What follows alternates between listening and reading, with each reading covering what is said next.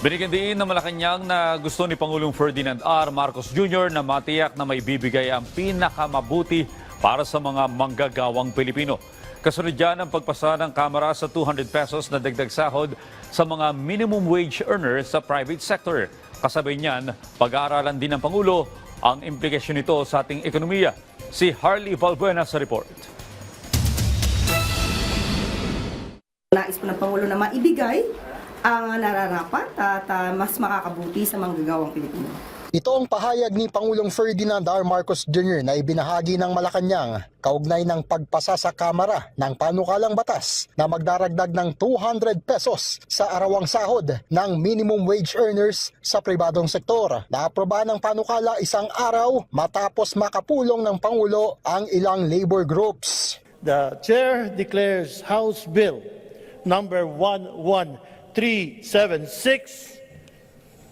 an act providing for 200 pesos daily wage increase for the minimum wage workers in the private sector as having been approved on third reading.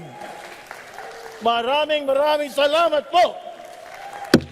Sa nasabing pulong sa labor leaders, tiniyak ng Pangulo na protektado ang karapatan at kapakanan ng manggagawang Pilipino. Ayon naman sa palasyo, titingnan din ang implikasyon sa ekonomiya ng legislated wage hike bill at kukunin din ang opinyon ng wage boards at lahat ng stakeholders. We will look at the economic implications of this and how to resolve this with the opinion of the wage boards, since the wage boards are also the creations of the Congress. Titignan ng lahat ng aspeto at ang concerns ng lahat ng stakeholders. Ikinatuwa naman ng ating mga kababayan ang pagpasa ng batas para sa dagdag sweldo. Yung dagdag na 200 pesos po, napakalaking bagay po yun, lalo na po sa amin ng mga kahit part-time job lang po. Kumbaga yung pagdagdag po na yun is parang kinikilala na po tayo mga manggagawa eh. Makakatulong na din sa pamilya para gastusin po sa araw-araw.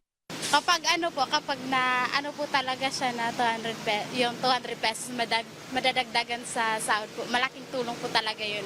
Malaking tulong din po yan kahit papaano para sa mga basic necessities ng mga pamilyang Pilipino, lalo na po yung mga medium wage earner, yung mga wage earner po. Una na ring nakapasa sa Senado ang kaparehong panukala pero 100 pesos lamang ang dagdag na halagang kanilang inaprobahan. Hiling naman ng mga kongresistang may akda ng panukala, sana'y magtuloy-tuloy na ang pagsasabatas nito. Napakalaking tagumpay nito sa ating mga manggagawa sapagkat malaking tulong ito sa kanilang pang-araw-araw na gastusin at sa pagpapataas ng antas ng kanilang pamumuhay. It has been 36 years since the last legislated minimum wage was approved.